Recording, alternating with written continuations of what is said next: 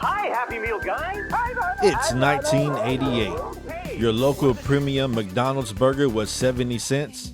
The #1 hit song in America was George Michael's Faith. And the hit movie cult classic Beetlejuice was just released. As we prepare for the upcoming sequel this September 6th, let us first revisit history and review the 1988 film Beetlejuice. It's showtime.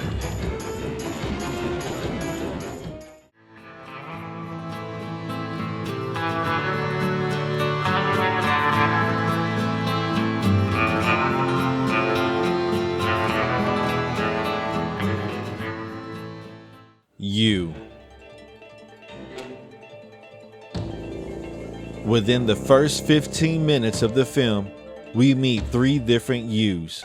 The main characters are the soon-to-be deceased Adam and Barbara Maitland. The married couple are happy as can be inside the huge home and soon need to go into town. They get interrupted by a real estate agent, and it's here we learn the couple may have had some conceiving issues. We're looking for. But Barbara, this house is too big for you. It really ought to be for a couple with a family, you know? Oh, Pumpkin, I didn't mean anything. The joyous couple make it into town and stop to let a little dog cross the road. But on their return trip home, this same dog causes them to crash, leading to their tragic death.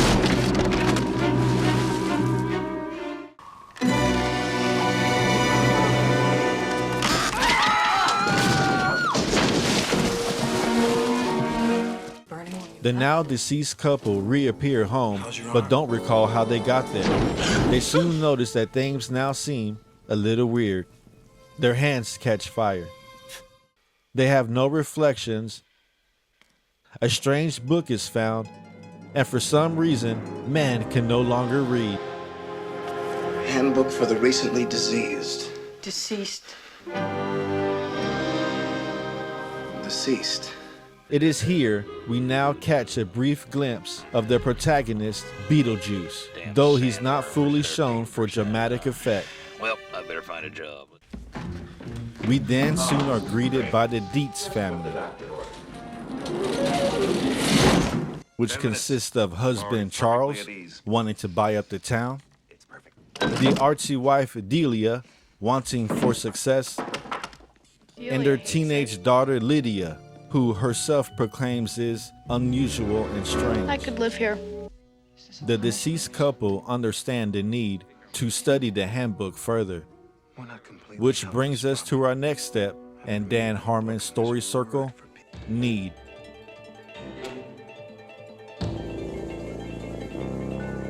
The artsy wife Delia needs to destroy the house and apparently remake it her own. She has the help of her designer friend, Otho, who happens to always be around. The deceased couple try their best to scare the living family away, but fail despite their best efforts. Oh, honey, this is not working out at Charles, all. I will not. Barbara feels trapped and tries to escape the house. She falls into the desert of Saturn. We meet the sandworms and is rescued.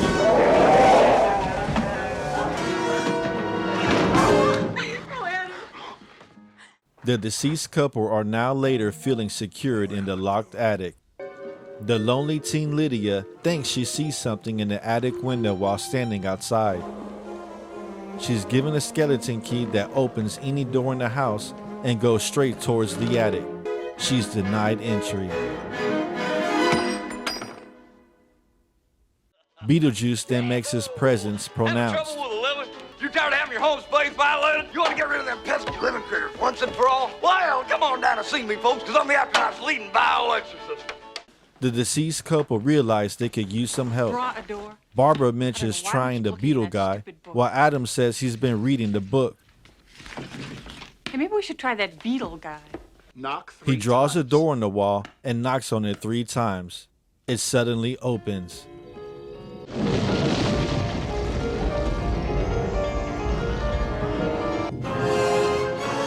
The deceased couple go towards it and enter. Which brings us to our next step in Dan Harmon's story circle, go.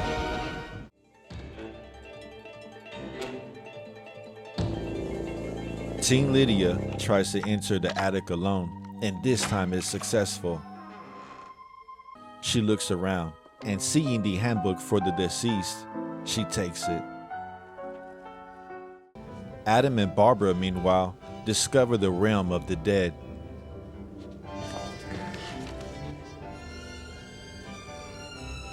They now have a caseworker named Juno who informs the couple that if they want the living out of their house, they'll have to scare the family away themselves.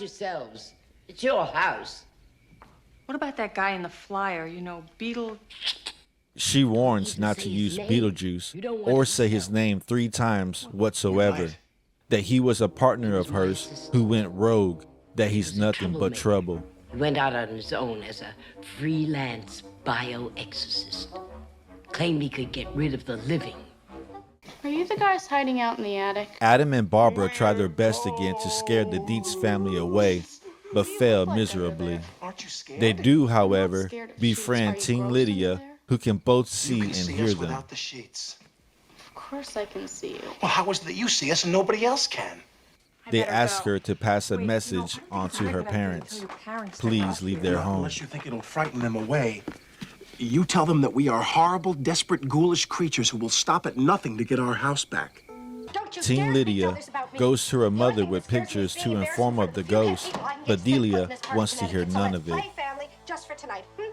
Seeing that Teen Lydia has failed to persuade her parents to leave, Adam and Barbara finally go in search of alternative help. Beetlejuice. Which brings us to our next step in Dan Harmon's story circle, search. Beetlejuice!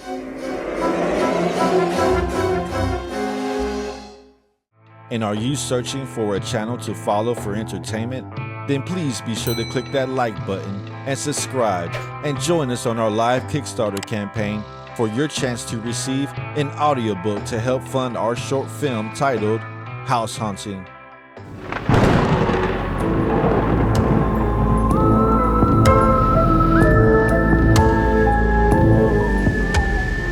Please click on the links below to learn more or stick around till the end. Search. Adam and Barbara appear in the mini-town and have to dig up Beetlejuice's grave where he suddenly appears.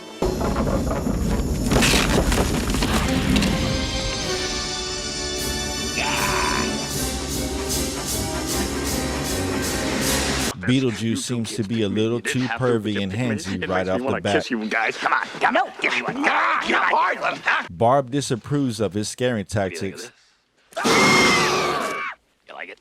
and wants to leave his presence right away. Excuse us, please. Sure, talk amongst yourself. Adam, let's go. Adam and Barbara reappear back in their attic, and Beetlejuice is upset again to be left alone. Nice fucking model! Barbara wants to protect Teen Lydia from Besides, I'm not Beetlejuice exposing that little girl to that pervert down there. Barbara, we did and call thinks that she has a scene perfect awfully plan pissed off. to get rid of the Dietz family on their own. I think we can scare them off ourselves tonight. I have an idea. The artsy guests arrive, and we learn Otho was once a great paranormal I was one of researcher. New York City's leading paranormal researchers. Teen Lydia, to everyone's surprise, admits to having seen ghosts. I saw some ghosts. Her mother then gets possessed and starts to sing.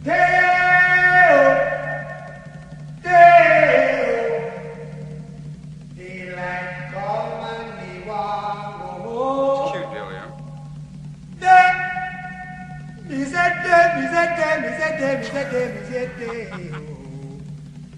Daylight come and me want go home. Otho, are you doing Work this? all night and a drink a rum. Daylight come and me want go home. Stack banana till the morning come.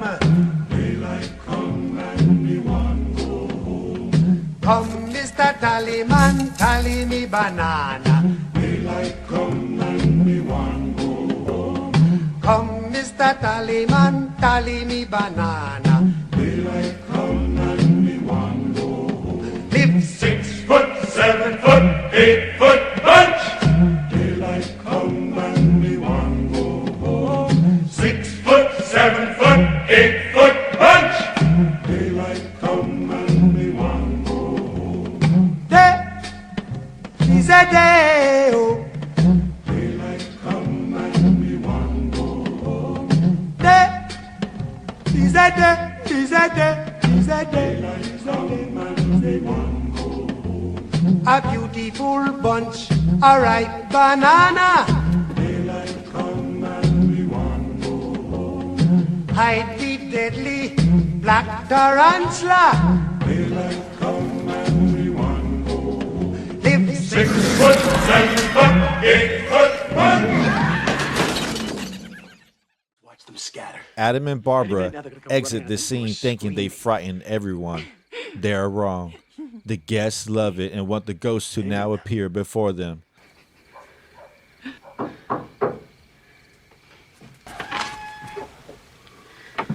I want you to come downstairs. Teen Lydia informs the group that the ghosts refuse to come out. The artsy dinner guests leave, and Delia decides to storm up to the attic to go find and deal with these ghosts herself. Which brings us to our next step in Dan Harmon's story circle, find. Dead or alive, will walk all over you. Oh, pile up!